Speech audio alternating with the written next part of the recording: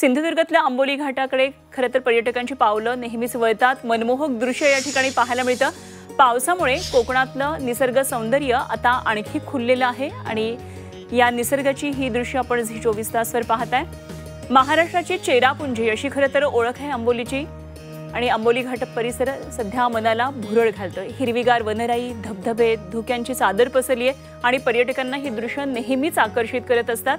तर या घाटातल्या आल्हाददायक ही दृश्य खास झी 24 तासच्या प्रेक्षकांसाठी ड्रोनच्या माध्यमातून टिपलेली आहेत परेश कांबळी यांनी। ड्रोनच्या माध्यमातून हा हिरवाकंच परिसर कसा दिसतोय याची ही दृश्य आंबोली घाटातली ही मनमोहक दृश्य आहेत।